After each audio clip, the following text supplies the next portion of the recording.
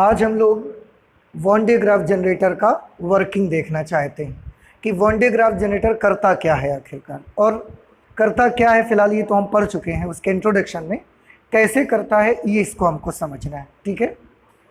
तो एक बार फिर से मैं आपको याद दिलाता हूँ कि वॉन डे ग्राफ जनरेटर से क्या करते हैं हम। तो आंसर है वॉन डे ग्राफ जनरेटर से हम बहुत अति उच्च विभव उत्पन्न करते हैं और अति उच्च वैद्युत क्षेत्र भी उत्पन्न करते हैं।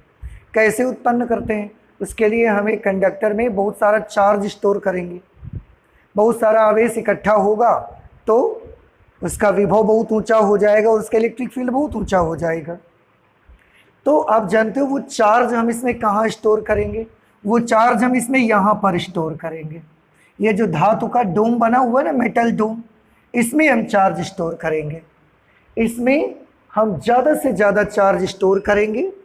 जब बहुत सारा चार्ज स्टोर हो जाएगा तो इसका विभव भी खूब ज़्यादा हो जाएगा और इसका इलेक्ट्रिक फील्ड भी खूब ज़्यादा हो जाएगा। बस यही हम करना चाहते हैं।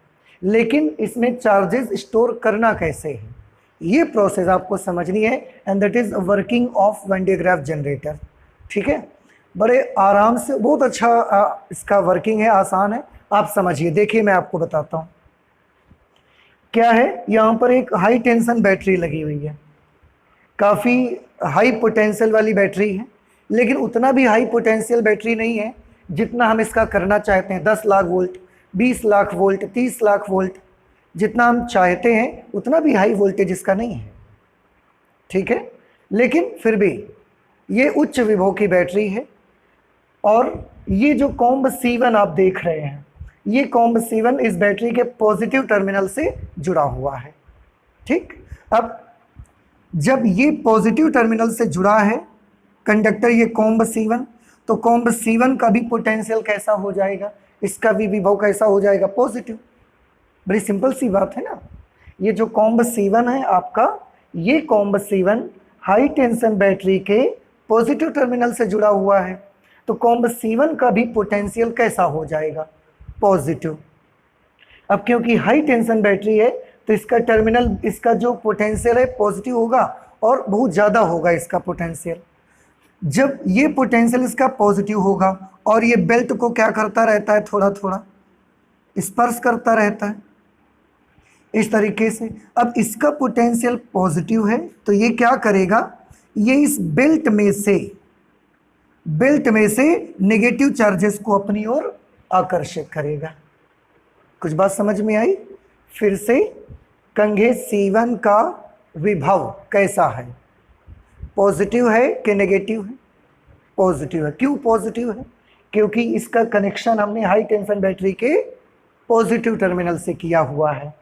अब अगर इसके पास बहुत सारे प्लस हैं और ये जो बेल्ट लगी हुई है नायलॉन या रबर की, रबर में बहुत सारे आइटम्स हैं, उनमें से इलेक्ट्रॉन्स को ये पॉजिटिव क्या करते हैं, अपनी ओर अट्रैक्ट कर लेते हैं, खींच लेते हैं। अब यहाँ से बिल्कुल बड़ी जोर से इलेक्ट्रॉन्स बेल्ट से और कंघे C1 में आना शुरू हो जाते हैं, और बिल्कुल वैसे ही आते हैं जैसे फव्वारे जैसे, इतनी तेज स्पीड में, बहुत तेज स्पीड में बेल्ट से इलेक्ट्रॉन्स निकलते हैं और वो इलेक्ट्रॉन कंघे C1 में आना स्टार्ट हो जाते हैं। किसकी वजह से? इनमें बहुत सारा पॉजिटिव है, इस वजह से इलेक्ट्रॉन यहाँ से जब यहाँ आना शुरू हो जाते हैं और बरसात जैसे बिल्कुल फव्वारे जैसे आते हैं। इसी को क्या नाम रखा गया था? इसी का नाम रखा गया था कोरोना डिस्चार्ज, किरीट विसर्जन। आपको मैंने बताया था कि इसको बोलते हैं। नुकीले सिरों से आवेश का चार्जिंग और डिस्चार्जिंग दोनों बहुत ज़्यादा, बहुत तेज स्पीड में होती है। ये नुकीले सिरे हैं इसलिए इनके पास पॉजिटिव चार्ज है इसकी वजह से, और ये बेल्ट में से नेगेटिव को अपनी ओर खींच लेते हैं और इतनी तेज स्पीड में खींचते हैं जैसे फव्वारे जैसे, इतनी तेज स्पीड में खींचते हैं, और उसी को हम बोलते हैं कोरोना डिस्चार्ज, किरीट विसर्जन उसको हिंदी में कहेंगे। अब थोड़ा ध्यान से देखिए, ये हमने कॉम्ब लगाए हुए हैं और ये हमारी बेल्ट ऐसे, इसमें बेल्ट टच कर रही है, बेल्ट को ऐसे टच करते हैं। इनके पास कौन सा चार्ज है, पॉजिटिव। उन्होंने बेल्ट में से क्या कर लिए, इलेक्ट्रॉन्स को खींच लिया। अब आप मुझे बताएं, अगर किसी भी परमाणु से हमने एक इलेक्ट्रॉन खींच लिया, एक इलेक्ट्रॉन नेगेटिव निकाल लिया, तो उस परमाणु का चार्ज कैसा हो जाएगा? पॉजिटिव। बड़ा सिंपल है। तो बेल्ट में से इलेक्ट्रॉन निकल के इसके पास आ गए ना, तो बेल्ट में कौन सा चार्ज आ गया? Positive charge. नहीं समझ आया? तो बेल्ट में पॉजिटिव चार्ज यहां पर आ गया, इन जगहों पर बेल्ट में ऐसा पॉजिटिव चार्ज आ गया, क्योंकि बहुत सारे इलेक्ट्रॉन्स निकल गए बेल्ट में से, तो बेल्ट के पास उस जगह पॉजिटिव चार्ज आ गया। अब बेल्ट की स्पेशलिटी क्या है? देखिए, ये ऐसे पट्टा लगा हुआ है, पट्टा बोलते हैं ना आप उसको, बेल्ट को। तो ये ऐसा पट्टा लगा हुआ है। अब पट्टे पे यहां पर एक पॉजिटिव चार्ज बना, यहां पर बहुत सारे पॉजिटिव बने ना, यहां पर एक पॉजिटिव चार्ज बना। अब बेल्ट नायलॉन या रबर की बनी हुई है। बेल्ट सुचालक है या कुचालक है? सोचो, नायलॉन या रबर। रबर कैसा होता है? आवेश के लिए इंसुलेटर का काम करेगा या कंडक्टर का काम? इंसुलेटर। रबर में से तो आवेश नहीं बहता ना। तो ये चार्ज जो इस पे बना, क्योंकि ये बेल्ट जो रबर की बनी हुई है, ये एक कुचालक की भांति व्यवहार करती है, कुचालक पदार्थ है। तो ये जो चार्ज इस जगह पर बना, वो अपने आप चल करके यहां नहीं जाएगा। कुछ बात मेरी समझ आ रही है? ये बेल्ट जैसे हमने लगाई हुई है, अगर यहां पर एक पॉजिटिव चार्ज बना, तो क्या वो अपने आप चलकर यहां तक आ जाएगा? आंसर नहीं आएगा। क्यों नहीं आएगा? क्योंकि ये कुचालक है। अगर ये सुचालक होता तो एक बार हम ये कह सकते थे कि ये प्लस जो यहाँ बना वो अपने आप चलकर यहाँ पर आ जाएगा। लेकिन क्योंकि बेल्ट नायलॉन या रबर की बनी हुई है, कुचालक मटेरियल की बनी हुई है, कुचालक पदार्थ है, इसलिए उसमें बना हुआ चार्ज अपने मन से चलकर यहाँ से यहाँ नहीं जाएगा। लेकिन हम तो उसे ऊपर पहुँचाना चाहते हैं, तो क्या करेंगे? हमको फिर पूरी बेल्ट ही चलानी पड़ेगी। और बेल्ट हम कैसे चलाएंगे? इस मोटर को ऑन कर देंगे। ये जो मोटर है ना, इसका स्विच ऑन कर देंगे। जैसे ही स्विच ऑन करेंगे, मोटर ऐसा घूमने लगेगी, मोटर ऐसे घूमने लगेगी।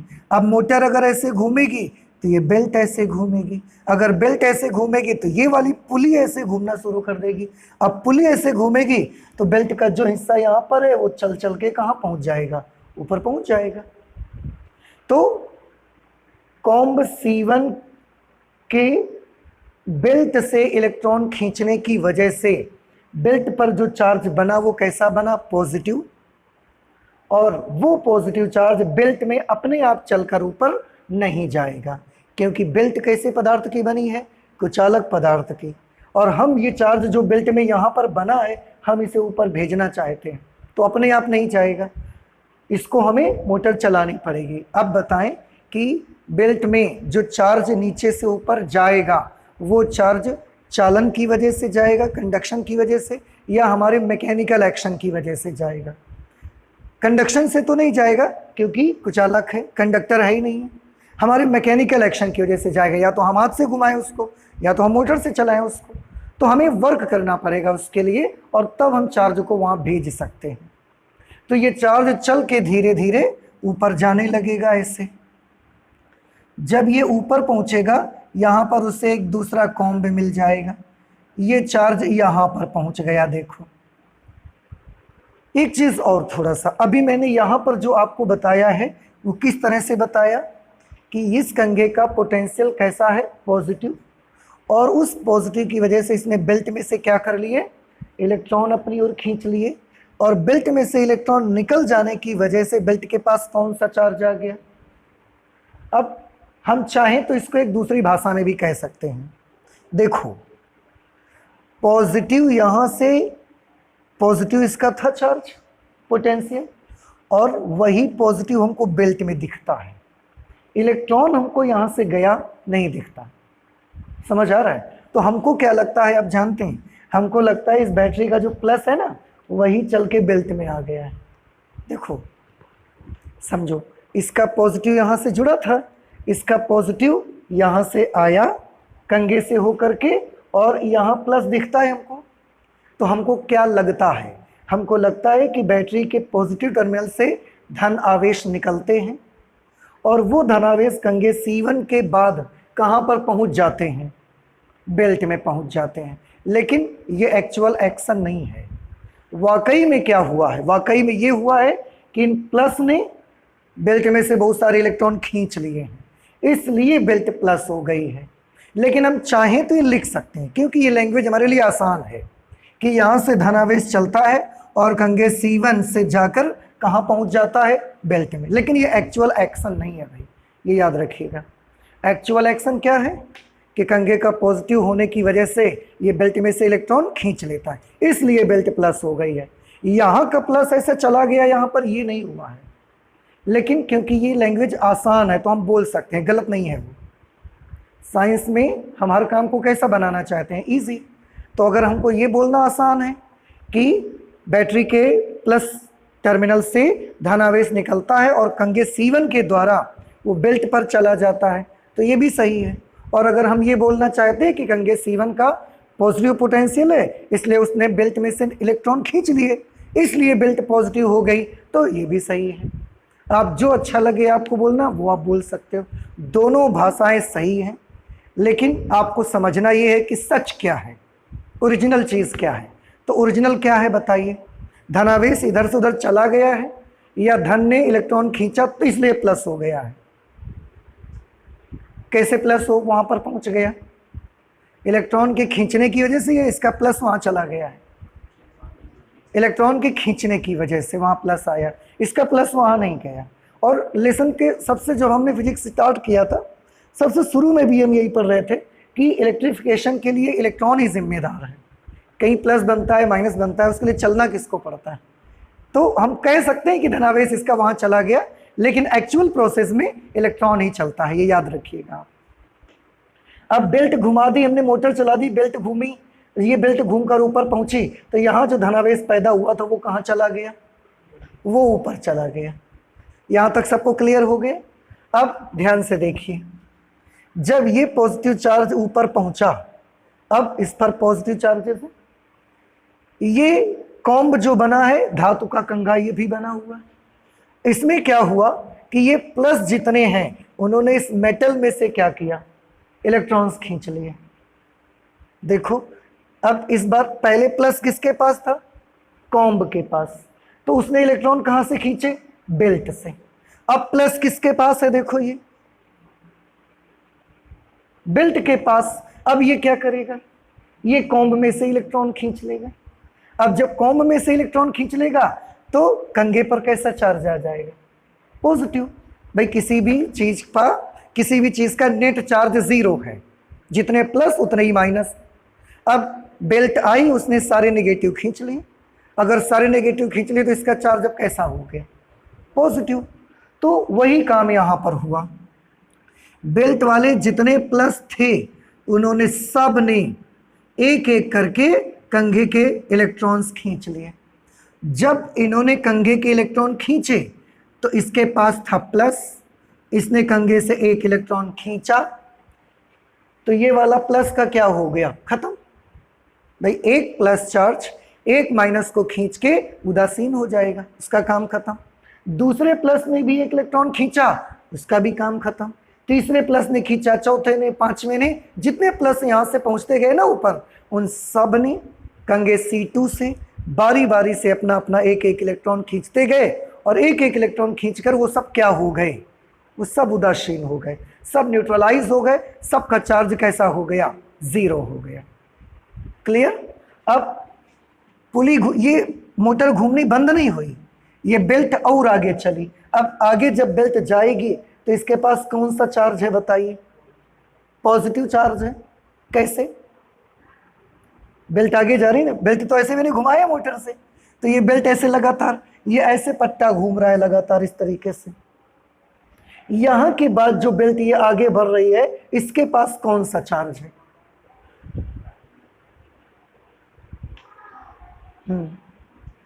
पॉजिटिव चार्ज है। क्यों? नीचे से प्लस जा रहा है, ये वाला एक प्लस गया, इसने कॉम्ब में से एक इलेक्ट्रॉन खींचा और खुद क्या हो गया? 0। फिर ये वाला प्लस गया, इसने भी कॉम्ब से एक इलेक्ट्रॉन खींचा, इसका क्या हो गया, इसने भी एक इलेक्ट्रॉन खींचा, अब इसका क्या हुआ, इसने खींचा 0 0 0। तो ऊपर जो चार्ज जा रहा है वो कौन सा चार्ज जा रहा है, नो चार्ज, कोई चार्ज नहीं जाएगा ऊपर। भाई बड़ा सिंपल सा बात है ना यहाँ तो, कि ये जितने भी प्लस यहाँ से पहुंचे इन सब ने कंघे से एक एक इलेक्ट्रॉन खींचा और वो सब क्या हो गए, न्यूट्रलाइज हो गए। इसलिए ऊपर केवल बेल्ट जाएगी, सारा चार्ज इसका क्या हो गया, खत्म। अब देखो ये कन्वेयर बेल्ट बन गई। कन्वेयर बेल्ट समझते हैं आप, कन्वेयर बेल्ट ऐसी बेल्ट होती है जिसमें एक जगह से सामान भर के जाता है, दूसरी जगह गिर जाता है जा करके। यहाँ पर वही हो रहा है, कन्वेयर बेल्ट है। जैसे आपके साइकिल की चैन, आप जब पैडल चलाते हो तो चैन पहिए घुमाती है और घुमा के ऊपर आती है, काम खत्म, फिर पहिया घुमाती है, ऊपर आती है, काम खत्म। इसका भी यही काम है। यहाँ पर अब इस बेल्ट के पास कोई चार्ज नहीं है, खाली है, खाली गई घूम के, जब यहाँ पर पहुंची फिर इसने यहाँ से चार्ज लिए और फिर ऊपर लेके इसको चार्ज दे दिए, काम खत्म हो गया उसका। तो उसके बाद ऊपर जो बेल्ट जा रही है उसके पास कौन सा चार्ज है, कोई चार्ज नहीं है उसके पास। तो अभी भी ये बात समझ नहीं पा रहे आप, समझ आ गया ना। अच्छा, तो ये प्लस ने कंघे में से क्या खींचे, इलेक्ट्रॉन्स, इसलिए कंघे पर कौन से चार्जेस आ गए, प्लस, इलेक्ट्रॉन निकल गए। अब इसके पास प्लस है, हमने कंघे को जोड़ के रखा हुआ है, देखो कॉम्ब को हमने जोड़ा हुआ है, कनेक्शन दी है, और वो ये जो धातु का एक गुंबज बना हुआ है ना, या आप कह सकते हैं गोली कोश जो बना हुआ है, उसकी इनर सरफेस से हमने जोड़ दिया है। अगर ये ऐसा गोली कोश बना है तो हमने अंदर की दीवार से ऐसा जोड़ दिया है, बाहर नहीं जोड़ा हमने, अंदर की दीवार से उसको जोड़ दिया है। कॉम्ब में कौन सा चार्ज पैदा हुआ, कॉम्ब में प्लस चार्ज पैदा हुआ। अब देखो फिर से, बेल्ट में से आया कौन सा चार्ज, प्लस, भले इसने यहां से इलेक्ट्रॉन लिया और खुद को न्यूट्रलाइज कर लिया, ऐसा करते वक्त कंघे पे कौन सा चार्ज आया, प्लस। आप जानते हैं माइनस गया कि नहीं गया, आई डोंट नो, मुझे दिखता नहीं है, लेकिन एक चीज मुझे लगती है, ऐसा लगता है कि जैसे ये प्लस आया हो और ये प्लस यहां पर आ गया हो कंघे के पास। तो एक्चुअल प्रोसेस क्या हुई है, एक्चुअल प्रोसेस ये हुई है कि इस प्लस ने कंघे में से इलेक्ट्रॉन्स खींच लिए और खुद कैसा हो गया, उदासीन, और इससे इलेक्ट्रॉन निकलने के मारे इसका चार्ज कैसा हो गया, प्लस। एक्चुअल प्रोसेस ये है।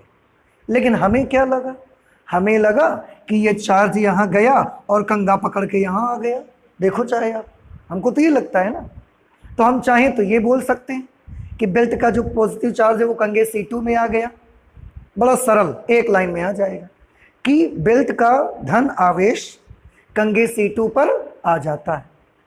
हम चाहें तो ये बोल सकते हैं, या दूसरी भाषा में हम कैसे कह सकते हैं कि बेल्ट के प्लस चार्ज ने कंघे में से इलेक्ट्रॉन्स खींचे, जिसकी वजह से कंघे पर कैसा चार्ज उत्पन्न हो गया, प्लस। ये लैंग्वेज थोड़ी सी डिफिकल्ट लगती है बच्चों को, तो आप चाहें तो सीधा सीधा लिख सकते हैं कि बेल्ट का प्लस चार्ज कंघे C2 पर आ जाता है। पर हम भी जानते हैं, आप भी जानते हो कि सच क्या है, कभी प्लस चल के यहां से यहां नहीं जाता। चलने का काम किसका है, इलेक्ट्रॉन का, तो चलता इलेक्ट्रॉन ही। तो असलियत हम सब जानते हैं, लेकिन अपनी लैंग्वेज को इजी बनाने के लिए हम ये लिख सकते हैं, कुछ गलती नहीं है उसमें, बुक भी यही लिखती है आपकी, लेकिन एक्चुअल प्रोसेस में चलने का काम इलेक्ट्रॉन का होता है। अब कंघे पर कौन सा चार्ज आया, प्लस। वो प्लस चार्ज यहां से चलकर यहां पहुंचा, कहां पहुंचा, प्लस। ये जो गोलीय कोश बना हुआ है, इस गोलीय कोश के अंदर साइड पहुंचा कि बाहर पहुंचा, अंदर पहुंचा, अंदर से कनेक्शन किया है कि बाहर से कराया आपने कनेक्शन, इनर सरफेस से किया है ना आपने। अब अगर इनर सरफेस से किया है तो इनर सरफेस पे ही तो पहुंचेगा, यहां चार्ज पहुंचा। लेकिन आपने गोलीय कोश की एक खासियत पढ़ी हुई है, याद करिए, सिद्धांत भी आपने पढ़ा हुआ है, 3 सिद्धांत लिखे थे हमने इस पे। उनमें से एक सिद्धांत हमने ये लिखा है that charge will always stay on the outer surface of the shell. आवेश हमेशा गोलीय कोश के बाहरी पृष्ठ पर आता है। तो जैसे ही कनेक्शन भले हमने अंदर करा है, उसका चार्ज अंदर पहुंचा, लेकिन ये ग्लूकोज क्या करता है, इस चार्ज को तुरंत कहाँ पहुंचा देता है, बाहर।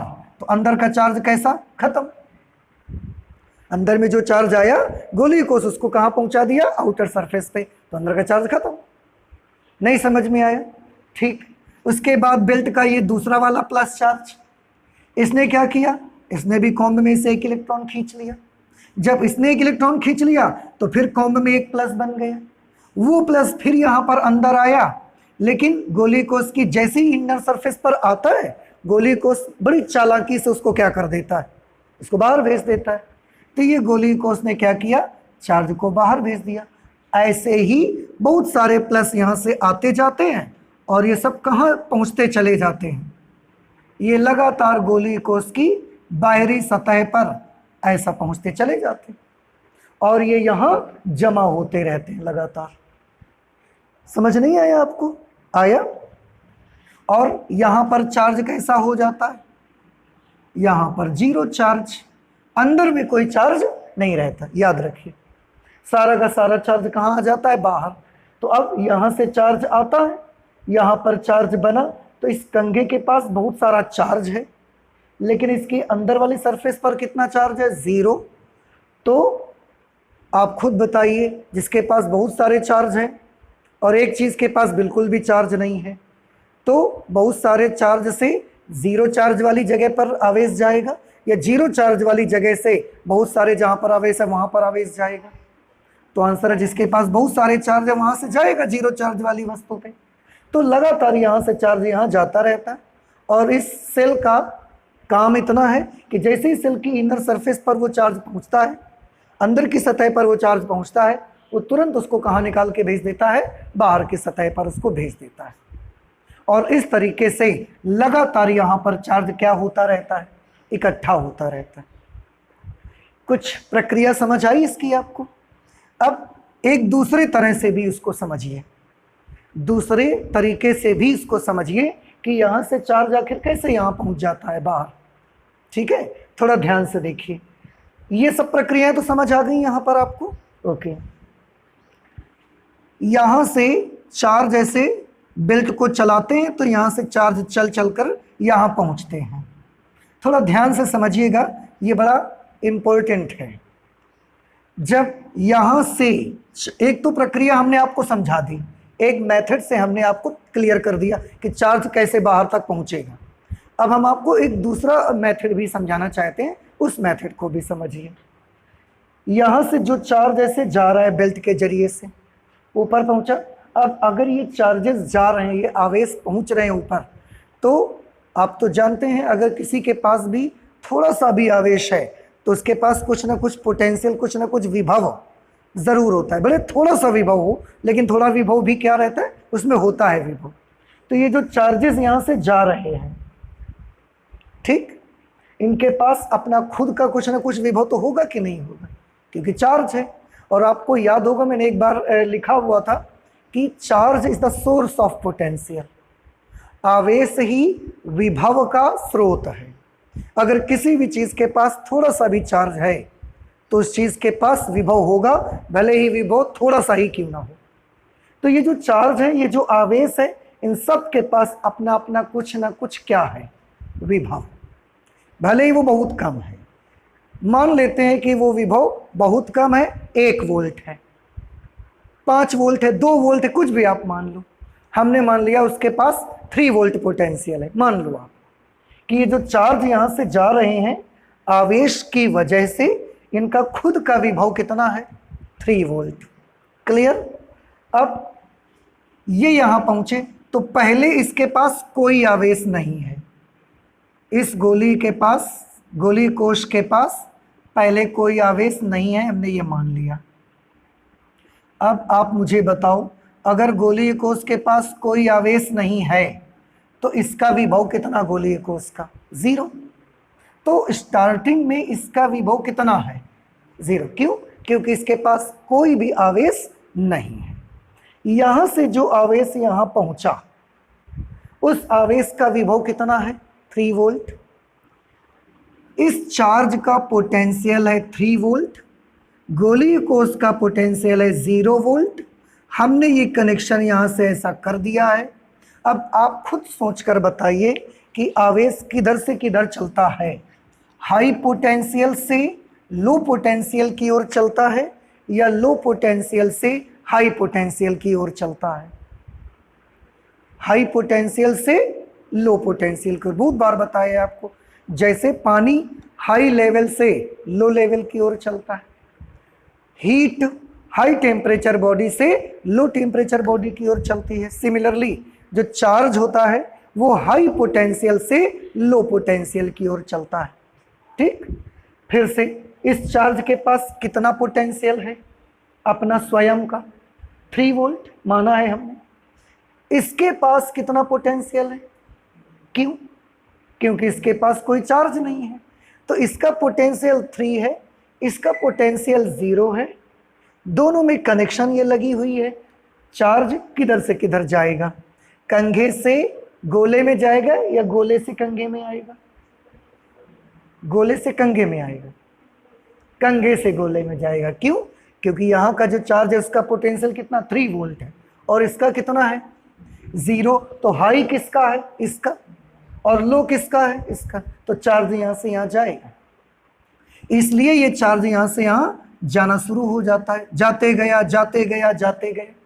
कुछ देर के बाद हमने देखा कि इस गोली कोष का पोटेंशियल भी हो गया 3। जो चार्ज नीचे से आ रहा था वो अपना कितना पोटेंशियल लेके आ रहा था? 3 वोल्ट। इसका 0 था तो चार्ज यहाँ से यहाँ जाने लगा, because charge moves from higher potential to lower potential. Okay, this is the characteristic of charge. अब थोड़ी देर तक जब चार्ज यहाँ जाता रहा जाता रहा जाता रहा तो इस गोली कोष का पोटेंशियल भी क्या होने लगा? बढ़ने लगा। पहले 0 था, बढ़ते बढ़ते बढ़ते बढ़ते एक कंडीशन ऐसी आई कि गोली कोष का पोटेंशियल कितना हो गया? 3 वोल्ट। अब आप मुझे बताएं ये चार्ज का पोटेंशियल कितना है? 3 वोल्ट। गोले का पोटेंशियल कितना है? 3 वोल्ट। अब चार्ज किधर से किधर जाएगा? यहाँ से गोले में जाएगा, गोले से इसमें आएगा, या चार्ज चलना बंद कर देगा? क्या चीज? चलना बंद कर देगा। क्यों? क्योंकि दोनों का पोटेंशियल बराबर हो गया। ऐसा नहीं है। आप फिर से सोचिए, एक प्रिंसिपल आपको बताया गया है। अगर एक गोलीय कोश है, वॉन डे ग्राफ जनरेटर का जब सिद्धांत लिखा है ना तभी लिखा है आपने। देखो ये एक गोलीय कोश है, इसका खुद का विभव कितना है? V। और बाहर से एक चार्ज पार्टिकल हम छोटा सा लेके आते हैं, उसका पोटेंशियल कितना है? V dash.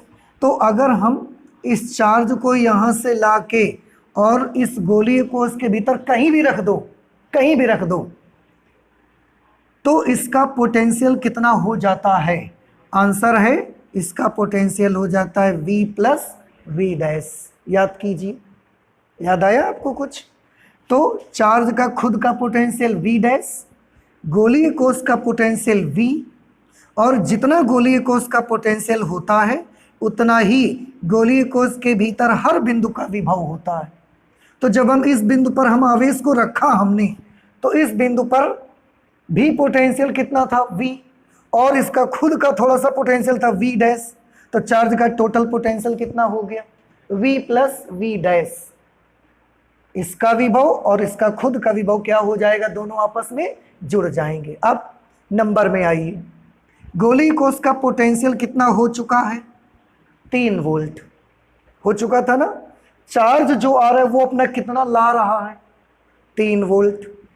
अब बताइए जो चार्ज इसके भीतर यहाँ पर आ जाएगा, इसका खुद का 3 वोल्ट ये लाया है अपना, और 3 वोल्ट इस गोलीय कोश का इसको मिल जाएगा। तो इसके पास कितना पोटेंशियल? तो इस चार्ज के पास कितना पोटेंशियल होगा? 6 वोल्ट। और गोले के पास कितना पोटेंशियल है? 3 वोल्ट। अब किसका हाई है किसका लो है बताइए? गोले का पोटेंशियल हाई है या इस चार्ज का पोटेंशियल हाई है? इस चार्ज का पोटेंशियल हाई है, क्योंकि इसका 6 है और गोले का कितना है? 3। अब चार्ज किधर से किधर जाएगा बोलो? अंदर से बाहर कि बाहर से अंदर आएगा? अंदर से ही बाहर जाएगा। क्लियर? फिर जब चार्ज फिर इस पे आ गया, इसका पोटेंशियल और थोड़ा बढ़ गया, बढ़ करके इसका पोटेंशियल हो गया 4 वोल्ट। अब बताइए जो चार्ज यहां से आ रहा है वो अपना कितना पोटेंशियल ला रहा है? 3 वोल्ट। गोले का पोटेंशियल कितना है? 4 वोल्ट। तो चार्ज यहां से गोले पर जाएगा कि गोले से यहां आना चालू हो जाएगा? अभी समझ नहीं आ रहा है आपको?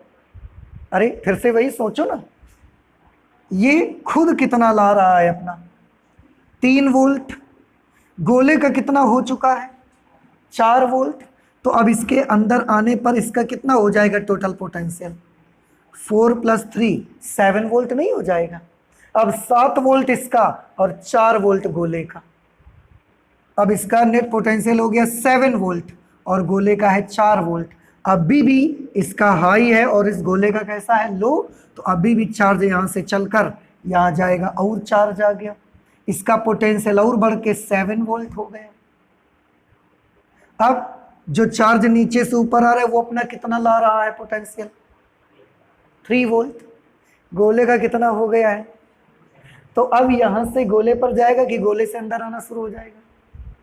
गोले से अंदर आना चालू हो जाएगा। अभी भी यहां से जाएगा, क्यों? क्योंकि गोले का कितना हो गया? 7 वोल्ट। इसका खुद का कितना है? 3 वोल्ट। तो जब ये अंदर आएगा गोली कोस के ना, जैसे ही चलकर ये गोली कोस के भीतर पहुंचा, इसका कितना हो गया टोटल? 7 गोले का और 3 इसका खुद का, टोटल कितना हो गया इसका? 10 वोल्ट। और गोले का कितना है? 7 वोल्ट। तो अभी भी इसका हाई है, और अगर इसका हाई है तो फिर यहां से चार्ज यहां चल के जाएगा। आपको क्या लगता है कभी भी ऐसा हो पाएगा कि यहां से चार्ज हमेशा यहां जाता रहेगा? कभी भी ऐसा नहीं होगा कि यहां से चार्ज वापस आने लगा। क्यों नहीं होगा? बाई चांस बढ़ते बढ़ते बढ़ते इस गोले का पोटेंशियल हो गया 10,000 वोल्ट। सोचिए थोड़ा सा, चार्ज जाते गया क्योंकि लगातार जा रहा है उसका, और बढ़ते बढ़ते उसका पोटेंशियल कितना हो गया? 10,000 वोल्ट हो गया। और जो चार्ज यहां से आ रहा है वो कितना लेके आ रहा है अपना? 3 वोल्ट।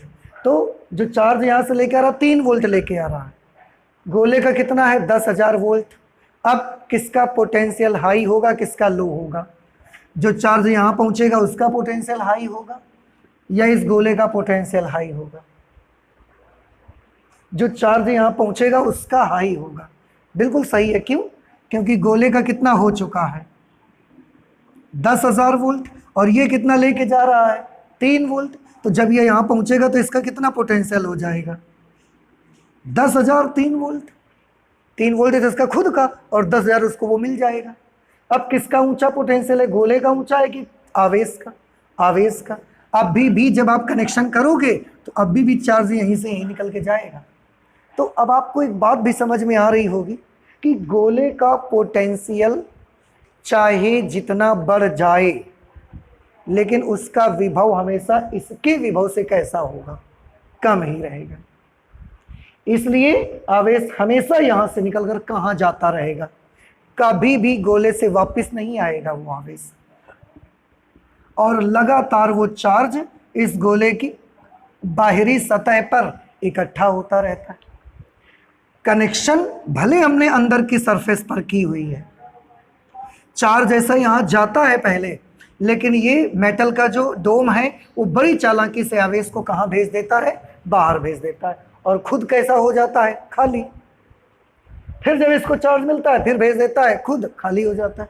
और यही वही वैसे ही बिल्कुल एक्शन होता है, जैसे कि कहीं आप जाते हैं, शहर में जाइए, रामा देवी चौराहे पर भिखारी बैठा रहता है, एक खाली कटोरा आपको दिखाता है।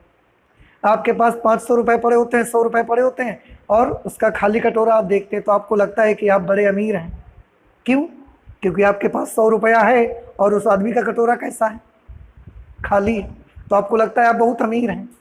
तो आप क्या करते हैं? उसको 10 रुपये 5 रुपये अपनी जेब से निकाल के उसके कटोरे में डाल देते हैं, और जैसे ही डाल के आप आगे बढ़ते हो वो उसमें से पैसे निकालता है, बोरे के भीतर डाल देता है। कटोरा फिर कैसा हो गया? कटोरा फिर खाली हो गया। यही यहाँ कर रहा है। देखो, हमको लगा कि इसके पास कुछ नहीं है, थोड़ा सा चार्ज इसको दे दो, हमने जैसे ही थोड़ा सा चार्ज दिया आगे बढ़ गए। इसने क्या किया, बड़ी चालाकी से वो चार्ज निकाल के बाहर कर दिया, अपना फिर खाली हो गया। अपना फिर खाली हो गया तो हमें लगा इसके पास चार्ज नहीं है यार, यहाँ से फिर चार्ज गया, वो चार्ज गया, इसने बड़ी चालाकी से फिर बाहर कर दिया। तो भिखारी लोग यही करते रहते हैं, उनको जितने दिन भर में पैसे मिलते रहते हैं, कटोरा उनका पूरा शाम तक खाली रहता है, 2-4 सिक्कों के अलावा कुछ नहीं दिखेगा आपको उस पर। लेकिन आप पैसे डाल के आगे बढ़ जाते हो, वो पैसा वो बोरे के नीचे डाल देता है और फिर शाम को सब इकट्ठे निकाल लेते हैं। और वही चालाकी यहाँ पर हो रही है। हमको दिखता है कि यहाँ चार्ज नहीं है तो हम इसको चार्ज यहाँ चला जाता है, और वो चार्ज यहाँ जाता है और ये उसको यहाँ भेज देता है, बोरे के पीछे छुपा देता है, उसको बार बार उधर भेज देता है। फिर एक बार 5 साल के बाद जब वो मरता है तो पता लगता है उसके पास 1 करोड़ रुपया था, इसलिए इसके पास बहुत सारा चार्ज इकट्ठा हो जाता है। अब आपको भी महसूस होता है ना कि क्या कभी भी ऐसी सिचुएशन आएगी कि यहां से चार्ज यहां जाना बंद हो जाएगा? कभी नहीं हो सकता, क्योंकि हर कंडीशन पे जो चार्ज इस गोली को उसके भीतर आ जाएगा ना, भले वो यहां से 3 वोल्ट लेकर आया है, लेकिन जब ये गोली को उसके भीतर पहुंचेगा तो उसका 3 वोल्ट और गोले वाला पोटेंशियल सब इसको मिल जाएगा। इसलिए हमेशा ही इसके भीतर का जो चार्ज होगा उसका पोटेंशियल हमेशा कैसा रहेगा? ज़्यादा, और गोले का पोटेंशियल हमेशा कैसा रहेगा? कम। इसलिए हमेशा ये चार्ज यहाँ से निकल कर कहाँ जाता रहेगा? गोले पर, और इसके पास चार्ज इकट्ठा होता जाएगा, इकट्ठा होता जाएगा, इकट्ठा होता जाएगा, इकट्ठा ही होता जाएगा, कभी वापस लौट के नहीं आएगा। कब तक इकट्ठा होता रहेगा? तो आंसर है तब तक इकट्ठा होता रहेगा क्योंकि इसके चारों तरफ कौन है? एयर। इसके चारों तरफ कौन है? एयर है। तो तब तक इकट्ठा होता रहेगा जब तक कि वायु के अणुओं का आयनन नहीं स्टार्ट हो जाता।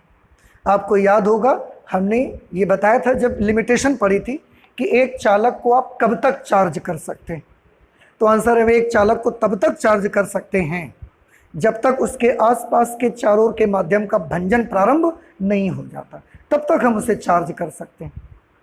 तो इसमें चार्ज तब तक जमा होता रहेगा, डिपॉजिट होता रहेगा जब तक कि इसके चारों ओर का पोटेंशियल, इसके चारों ओर का इलेक्ट्रिक फील्ड 3 × 10⁶ वोल्ट पर मीटर नहीं हो जाता। 3 × 10⁶ वोल्ट पर मीटर नहीं हो जाता। क्यों? क्योंकि जैसे ही इसके चारों तरफ का इलेक्ट्रिक फील्ड इतना पहुंचेगा, वायु में से इलेक्ट्रॉन टूटना स्टार्ट हो जाएंगे, और एक बार अगर वायु में से इलेक्ट्रॉन टूटना स्टार्ट हो गए, वायु के अणुओं का आयनन स्टार्ट हो गया, फिर चार्ज यहां से यहां जाना बंद हो जाएगा।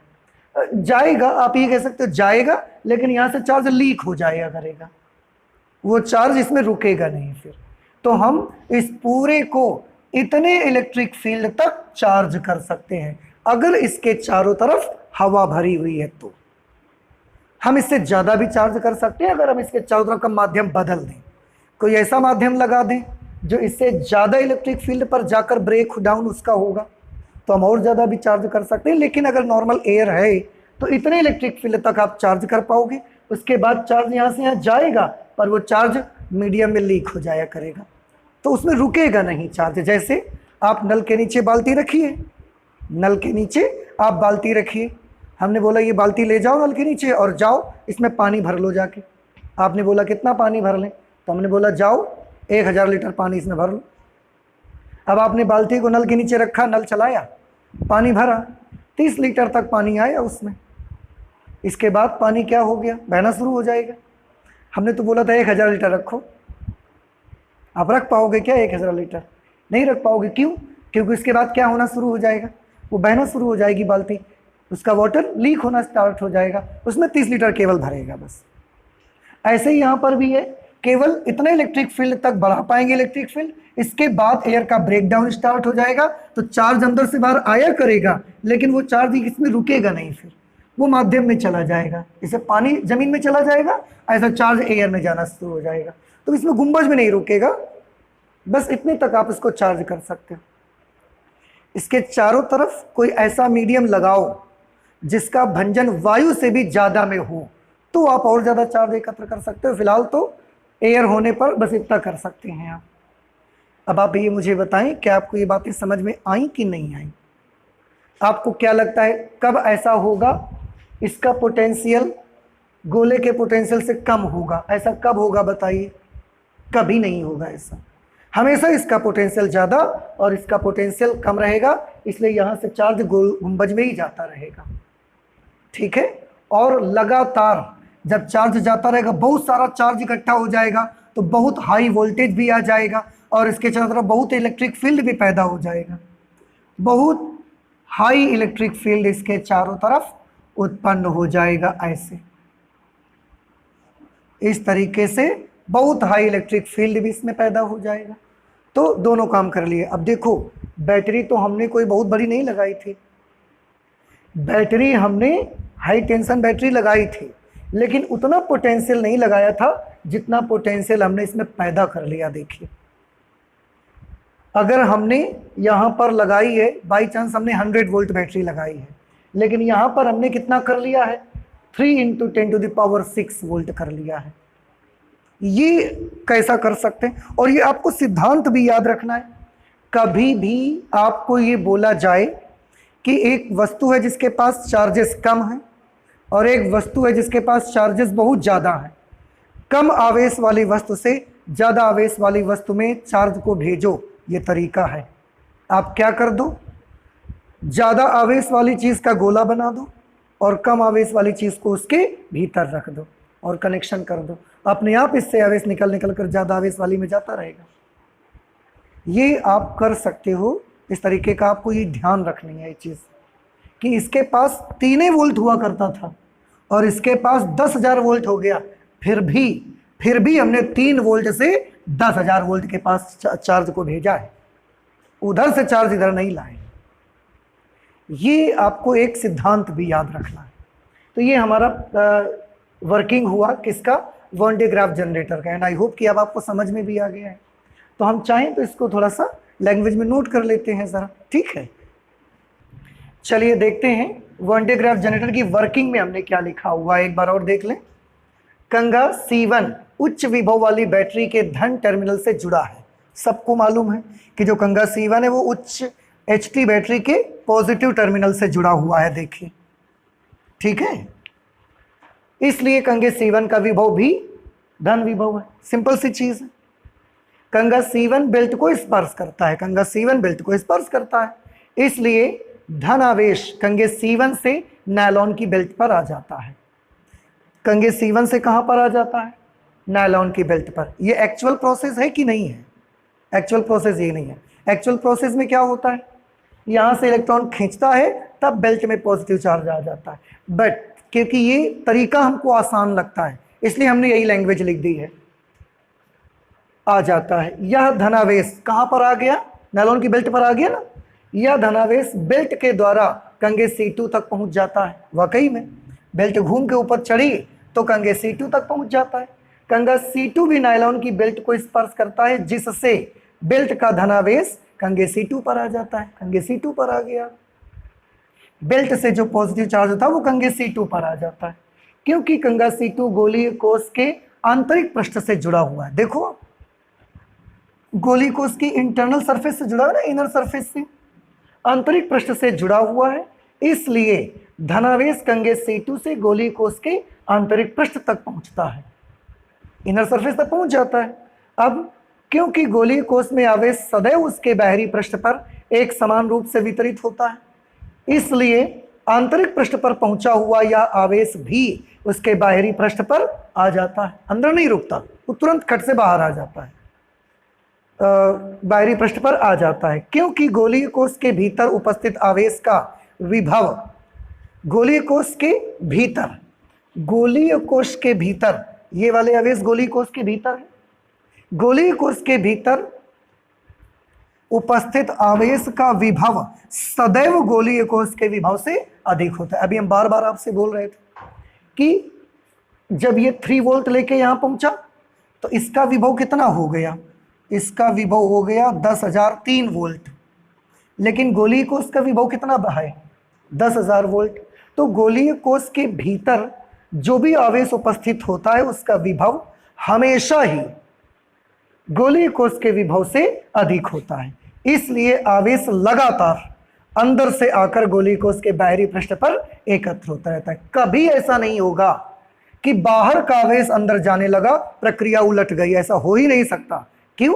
क्योंकि बाहर वाले गोले का विभव हमेशा अंदर वाले आवेश से कैसा रहता है? कम रहता है। इसलिए यहां से आवेश सदैव वहीं जाता रहता है। इस प्रकार गोली कोष पर बहुत अधिक आवेश एकत्र हो जाता है तथा इसका विभव और वैद्युत क्षेत्र अति उच्च हो जाते हैं। अब बताइए समझ आया कि नहीं? आपको समझ में आया? ठीक है, तो ये हमने इसकी वर्किंग समझ ली। वर्किंग में एक्चुअल प्रोसेस क्या होती है और हमने लिखा क्या है, ये दोनों बातें अच्छे से आपको दिमाग में रखना है। तो वर्किंग में हम इतना ही रखेंगे। इसके बाद एक छोटी सी चीज़ और हम स्टडी करना चाहते हैं, जो कि है कि वॉन डे ग्राफ जनरेटर का यूज़ कहाँ करते हैं। वो बहुत इंटरेस्टिंग है, आप इसको हम हटा देते हैं, उसके बाद हम उसके यूज़ लिखते हैं। ठीक है, 5th पॉइंट है हमारा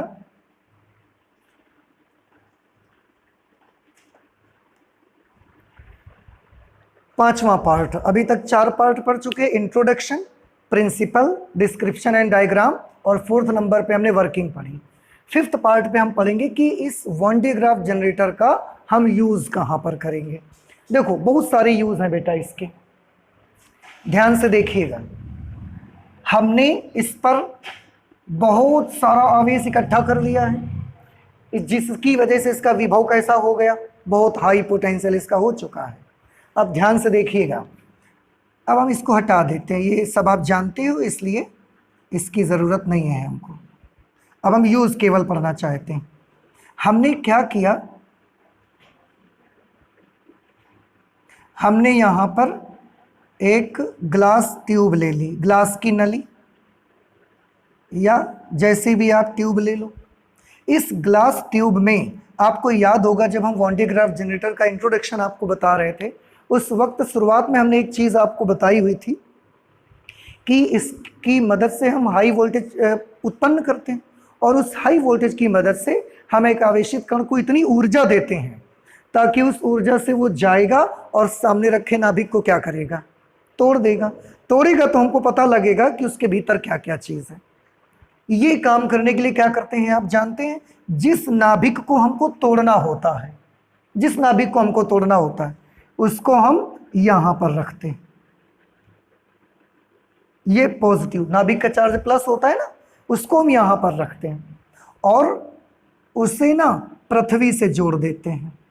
पृथ्वी का विभव कितना होता है, 0, इसलिए इस नाभिक का विभव भी कितना हो जाएगा, 0। और जिस आवेशित कण को भेजकर हम तोड़ेंगे, याद कीजिए कि किस आवेशित कण को हमने बोला कि भेजकर आप तोड़िए, प्रोटॉन या हीलियम का न्यूक्लियस आप ले सकते हैं। जिसको भेजकर, जिसको हथौड़ा बनाना है आपको, जिसको हथौड़ा बनाकर तोड़ फोड़ करनी है, वो पॉजिटिव चार्ज, वो प्रोटॉन हम यहाँ पर रख देंगे। यहाँ पर हमने रख दिया प्रोटॉन।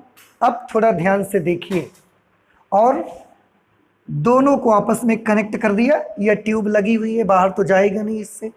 अब ध्यान से, इस गोलीय कोष का विभव बहुत उच्च विभव हो चुका है क्योंकि बहुत ज़्यादा आवेश हमने इस पर जमा कर लिया है। अब इसका विभव बहुत ज़्यादा हो गया। एनर्जी का फॉर्मूला आपने क्या पढ़ा हुआ है, अगर Q आवेशित कण है, V वोल्ट विभव आपने लगाया है, तो उसकी एनर्जी कितनी हो जाती है, Q × V। हमने लास्ट क्लास में भी आपको बताया। तो क्योंकि इस गोली कोष का विभव बहुत हाई है, इसलिए इस गोली कोष के भीतर जो ये प्रोटॉन आप रखोगे ना, इसका विभव भी बहुत हाई होगा। जब विभव बहुत ऊंचा होगा तो इसकी ऊर्जा भी कैसी होगी, बहुत ज़्यादा होगी। अब ऊर्जा भी बहुत ज़्यादा होगी और प्रोटॉन को हम छोड़ देंगे। चार्ज पार्टिकल किधर से किधर चलता है, high potential to low potential और low potential to high potential, high potential से लो पोटेंशियल। हाई पोटेंशियल यहाँ का है क्योंकि यहाँ का वोल्टेज बहुत ज़्यादा है, और लो पोटेंशियल यहाँ का है। क्यों? क्योंकि इसको हमने पृथ्वी से जोड़ा है। कितना पोटेंशियल है इसका, 0। तो इसका पोटेंशियल बहुत ऊंचा है, 30 लाख वोल्ट है, 30 लाख वोल्ट। और इसका पोटेंशियल कितना है, 0। तो इसका पोटेंशियल वेरी हाई पोटेंशियल है, इसका पोटेंशियल लो पोटेंशियल है। जैसे ही आप इसको छोड़ोगे, ये चार्ज का क्या होगा, ये हाई पोटेंशियल से लो पोटेंशियल की ओर भागेगा। तो किधर भागेगा? इधर भागेगा नीचे की ओर। और ये जाएगा तो इसका पोटेंशियल, क्योंकि 30 लाख वोल्ट हमने कर दिया, 10 लाख 20 लाख वोल्ट रखा है, तो ऊर्जा भी इसके पास बहुत ज्यादा है। अब उतनी एनर्जी से ये भागा नीचे की तरफ। अब लाखों की एनर्जी है उसके पास, 10 लाख 20 लाख 30 लाख के बराबर एनर्जी है। और उस एनर्जी से जब बेटा ये नीचे की ओर आएगा तो इतनी जोर से नीचे आएगा कि जब वो यहां पर रखे आवेशित कण को टकराएगा ना, इतनी जोर से टकराएगा कि उसके बिल्कुल परखच्चे उड़ जाएंगे। और ये जो न्यूक्लियस यहां पर आपने रखा है वो फूट जाएगा बिल्कुल, और टूट जाएगा तो हमको पता चलेगा कि इस नाभिक के भीतर क्या क्या चीज है। ये नाभिक एक सिंगल पार्टिकल है या दूसरे पार्टिकल्स से मिलकर ये बना हुआ है, हमको पता लग जाएगा। यही तो हम करना चाहते हैं। न्यूक्लियर फिजिक्स में हम ये बहुत करते हैं। तो एक यूज इसका कहां पर हम करते हैं? न्यूक्लियर फिजिक्स में, नाभिकीय भौतिकी में हम इसका उपयोग एक्सपेरिमेंट्स में करते हैं। तो हम चाहें तो पहला यूज हम लोग नोट कर सकते हैं, फर्स्ट यूज। अब ये पहले मुझे बताओ, आपको समझ आया कि नहीं आया? आया समझ में? तो पहला यूज हम लिखेंगे,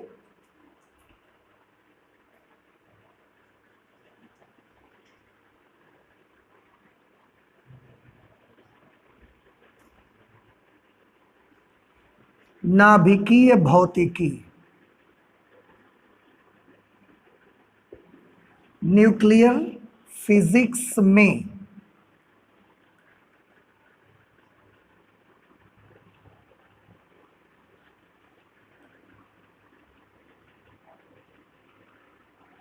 न्यूक्लियर फिजिक्स में एक्सपेरिमेंट के लिए इसका बहुत प्रयोग किया जाता है।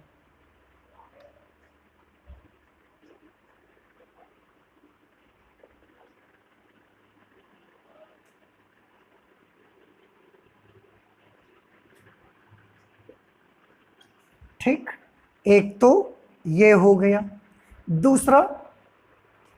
दूसरा इसकी मदद से आपने क्या किया है? अति उच्च विभव और अति उच्च वैद्युत क्षेत्र उत्पन्न किया है। तो जहां कहीं भी हमको वेरी हाई पोटेंशियल और वेरी हाई इलेक्ट्रिक फील्ड चाहिए होगा ना, वहां पर हम इसका प्रयोग कर लेंगे। ठीक है, तो दूसरा यूज हमने क्या दूसरा यूज में हम यही लिख देंगे, इसका उपयोग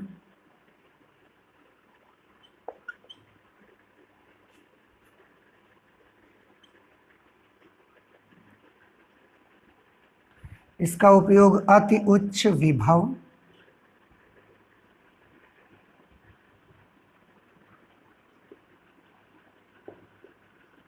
तथा अति उच्च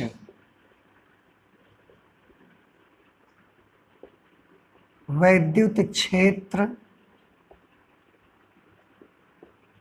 उत्पन्न करने में किया जाता है।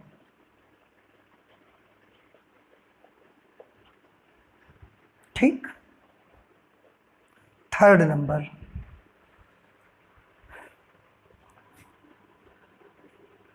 वॉन डे ग्राफ जनरेटर की हेल्प से ना आप इलेक्ट्रिक डायपोल भी बना सकते हो। इलेक्ट्रिक डायपोल आपको याद है कि नहीं याद है? अच्छा बताओ पहले। वैद्युत द्विध्रुव, क्या होता था वैद्युत द्विध्रुव में? एक इधर आवेश, एक इधर आवेश, एक आवेश पॉजिटिव दूसरा नेगेटिव, दो बराबर परंतु विपरीत आवेश एक दूसरे से अगर बहुत कम दूरी पर रखे हैं तो इस प्रकार से जो सिस्टम मिलता था हमको, उसको हम इलेक्ट्रिक डायपोल बोलते थे। याद आया कुछ आपको? हम चाहें तो डायपोल बना सकते हैं इसकी मदद से। और देखिए कितना इंटरेस्टिंग तरीका है, पहले नोट कर देते हैं। इसकी मदद से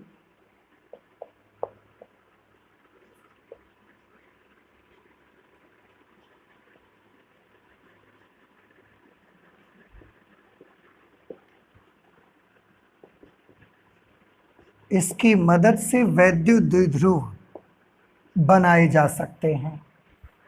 ठीक है, अब देखिए कि कैसे हम इलेक्ट्रिक डायपोल बना सकते हैं।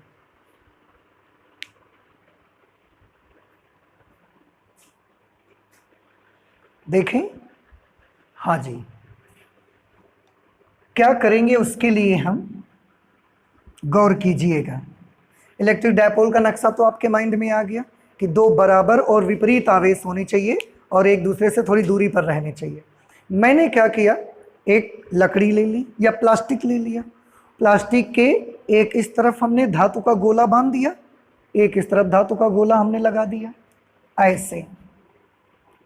ये हमने प्लास्टिक की लकड़ी ली, प्लास्टिक की डंडी ले ली या लकड़ी ले लिया हमने, और एक गोला हमने इसके इधर बांध दिया और एक गोला हमने इसके इधर लगा दिया, इस तरीके से डंबल जैसे।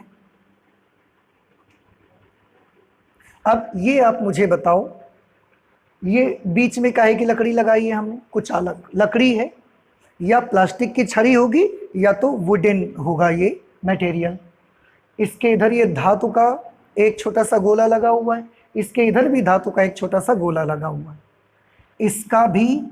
इसका भी नेट चार्ज 0 है और इसका भी नेट चार्ज 0 है। क्यों? क्योंकि जितने इसके पास प्लस हैं उतने ही इसके पास माइनस हैं। ऐसे इसका भी नेट चार्ज 0 है क्योंकि जितने इसके पास प्लस हैं उतने ही इसके पास माइनस हैं। दोनों का नेट चार्ज 0 है, बीच में हमने वुडन स्टिक लगा के रखी। ठीक है, अब आपको फिगर माइंड में आ रहा है कुछ? बीच में प्लास्टिक लगा हुआ है, यहाँ पर एक धातु का गोला, यहाँ पर एक धातु का गोला, ऐसा लगा दिया। अब हम उसको इसके नज़दीक लाते हैं। जब नज़दीक लाएंगे तो इस पर कैसा चार्ज है, ये पूरा बाहर की तरफ प्लस, वो इसके प्लस को खींचेगा और माइनस को क्या करेगा, रिपेल करेगा। तो इसके प्लस कहाँ पर आ जाएंगे बताओ, यहाँ पर, सॉरी माइनस को खींचेगा ना ये, तो माइनस से भी यहाँ पर आ जाएंगे और प्लस कहाँ चले जाएंगे, सब चल के यहाँ पर आ जाएंगे। ऐसा कि नहीं आएंगे, कि नहीं आएंगे? नहीं आएंगे, क्योंकि बीच में आपने क्या लगाई है, लकड़ी, और लकड़ी में से चार्ज जाता है क्या, तो क्यों चला जाएगा? तो अभी फिलहाल कुछ नहीं होगा, जैसा आप रखोगे वैसा ही रहेगा। अभी भी जब हमने बनाया तो इसका नेट चार्ज 0, इसका नेट चार्ज 0, हम पास ला के रख देंगे तो भी इसका नेट चार्ज 0, इसका नेट चार्ज 0 रहेगा, क्योंकि बीच में लकड़ी लगाई, लकड़ी में से चार्ज जाएगा नहीं चल के।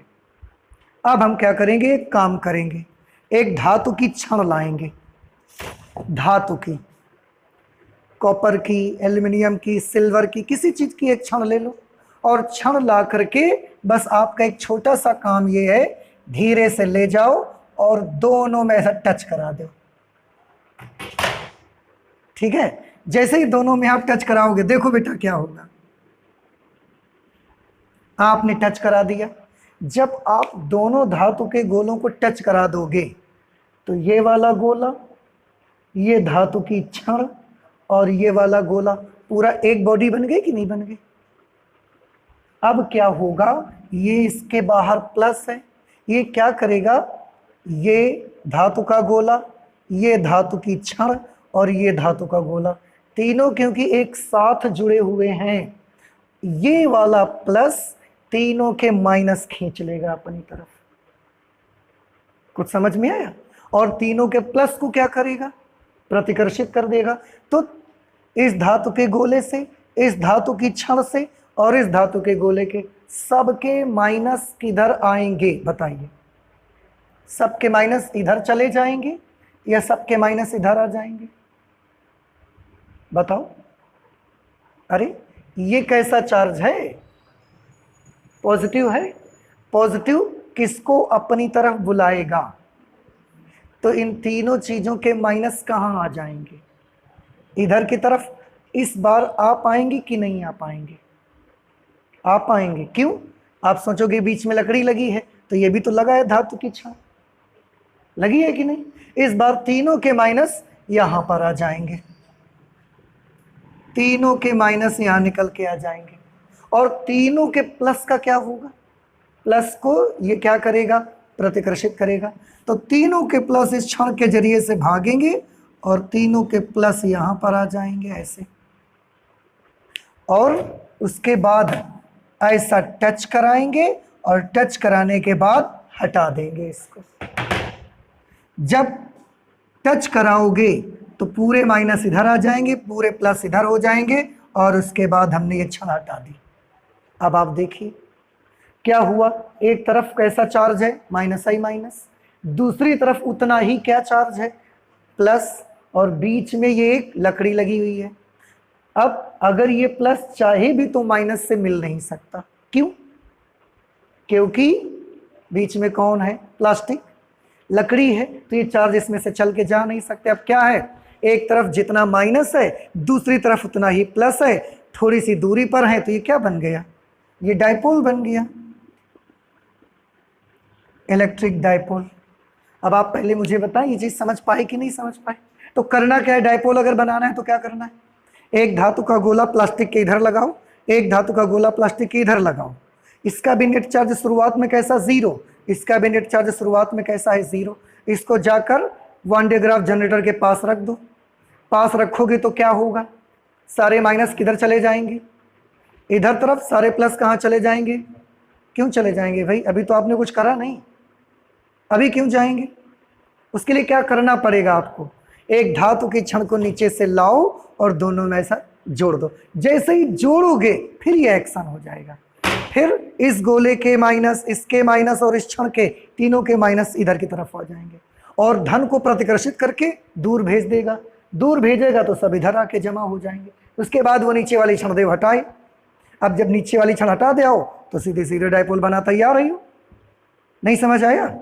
ऐसे हो जाएगा। इस तरीके से इसकी मदद से हम क्या कर सकते हैं? डाइपोल बना सकते हैं। समझ आया आपको बनाना कि नहीं आया सबको? क्लियर? ओके। एक और बड़ा इंटरेस्टिंग फिनोमिना, एक और बड़ी इंटरेस्टिंग इफेक्ट हमको देखने को मिलता है, उसको देखिए। इंटरेस्टिंग इफेक्ट ये है कि इस पर कैसा चार्ज आ चुका है? पॉजिटिव, बहुत ज़्यादा है। इसके पास कितना वोल्ट है? 30 लाख वोल्ट आ गया। अब हम क्या करते हैं, हम जाते हैं और इसके पास खड़े हो जाते हैं। जैसे ये इसका पूरा ऐसा गोला रखा हुआ है, पूरा स्टैंड में रखा है वन डे ग्राफ जनरेटर। अब हम गए इसके नज़दीक, जाकर हम खड़े हो गए। नज़दीक जाकर खड़े हो गए और अब हमने अपने हाथों को इसके तरफ ऐसा कर दिया। समझ रहे हैं? यहाँ पर क्या है, ये पूरा स्फेरिकल शेल, और इसके पास जाकर हमने अपने हाथों को इसकी तरफ ऐसा कर दिया। जब हम अपने हाथों को ऐसा करेंगे क्या होगा? सोचिए थोड़ा सा। हमारी बॉडी में प्लस चार्ज भी है, हमारी बॉडी में माइनस चार्ज भी है। जैसे ही हम इसके पास जाकर हाथों को ऐसे करेंगे, टच नहीं करना आपको, दूर से ही, या इसके ऊपर एक कवर लगा रहता है, आप चाहें तो कवर को टच कर सकते हैं। डायरेक्ट इसको टच करना खतरे से खाली नहीं है। 30 लाख वोल्ट है, 10 लाख, 20 लाख वोल्ट है, आदमी बिल्कुल जल जाएगा, पता नहीं लगेगा कहाँ चला गया, इतना हाई वोल्ट है इसका। समझ आ रहे हैं आपको? लेकिन इसके ऊपर कवर लगा है, उसको आप टच करके खड़े हो सकते हो। तो अगर आप जाओगे और इसके नज़दीक जाके आपने अपने हाथ ऐसे कर दिए, अब आप अपने हाथ ऐसे करोगे तो इसका काम क्या होगा? हमारी बॉडी में प्लस चार्ज भी है, हमारी बॉडी में बहुत सारे माइनस भी हैं। इसके पास कौन से चार्ज हैं? प्लस। ये जब हम ऐसे हाथ करेंगे तो हमारी पूरी बॉडी के जो माइनस होंगे वो सब खींचेगी। किस वजह से? प्रेरण के द्वारा, इंडक्शन की वजह से सारे माइनस खींचेगी, तो सारे शरीर से माइनस चार्ज दौड़ेंगे और दौड़ करके यहाँ आ जाएंगे। टच तो हमने किया नहीं, तो सब माइनस यहाँ खड़े हो जाएंगे। अब खींच रहा है तो आगे क्यों नहीं जा रहे हैं बताओ? क्योंकि आगे कौन है? हवा, और हवा में से नहीं जा सकता। तो सारे माइनस कहां पर आके खड़े हो गए बताओ? हमारे यहां पर पाम में। और अगर इसने माइनस खींचे हैं तो प्लस को क्या किया होगा? प्लस को प्रतिकर्षित भी तो किया होगा। तो सारे माइनस खींच के हाथों में यहां पर खड़े हैं, और प्लस का क्या होगा? सब प्लस दूर भागेंगे। तो दूर भाग के कहां जाएंगे? कुछ तो पैरों की तरफ निकल जाएंगे, कुछ चार्ज दूर भाग के ऐसा सर में चढ़ जाएंगे। अब सर में आ गए तो कहां पर आ गए? बालों के बीच में। तो बालों के बीच में कौन सा चार्ज आया? माइनस की प्लस? प्लस। और बालों में बीच में सारे चार्ज प्लस है, और प्लस प्लस एक दूसरे को क्या करता है? प्रतिकर्षित करता है।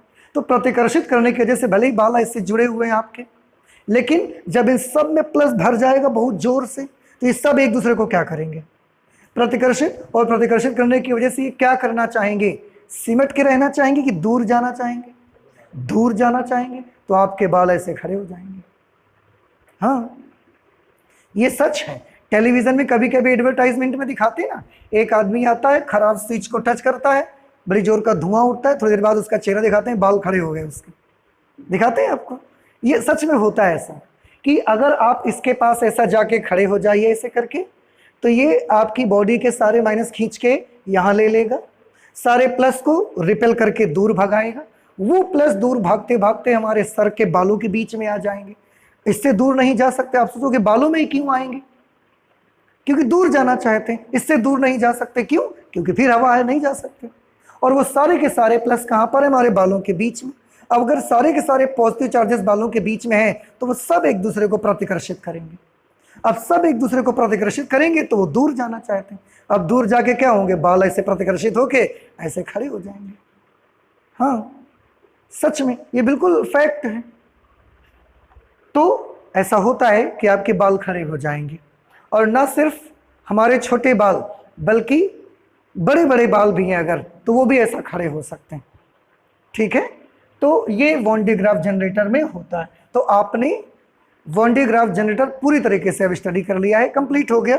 उसके हमने लास्ट में कुछ यूजेस भी देख लिए हैं। तो वॉन डे ग्राफ जनरेटर में हमने स्टार्ट कहाँ से किया, इंट्रोडक्शन से, और सबसे लास्ट पॉइंट, पूरे कितने पॉइंट्स में हमने उसको कवर किया, 5 पॉइंट्स में। 5वां पॉइंट हमने यूज का पढ़ा। आई होप कि यूज भी आपको समझ में आ गए होंगे, और इस तरीके से वॉन डे ग्राफ जनरेटर आपका कंप्लीट है। वॉन डे ग्राफ जनरेटर न सिर्फ एग्जामिनेशन के व्यू से बल्कि प्रैक्टिकल में भी इसके बारे में बहुत पूछा जाता है। और बच्चे अधिकतर जो इसमें प्रैक्टिकल में फिगर बना के ले जाते हैं, वॉन डे ग्राफ जनरेटर बहुत सारे बच्चे बना के ले जाते हैं। ठीक है, तो आई होप कि आपको पूरा समझ में भी आ गया है। तो आज हम लोग फिजिक्स में इतना ही रखेंगे। आप इसको खूब अच्छे से पढ़िए, तैयार करिए, बार बार इस वीडियो को देखिए, ताकि आपको सारी चीज़ें अच्छे से रट जाएं बिल्कुल। और फिजिक्स में इससे आगे की चीज़ें हम पढ़ेंगे, लेकिन नेक्स्ट क्लास पे करेंगे। तो चलते हैं, मिलते हैं अगली क्लास पे। Thank you.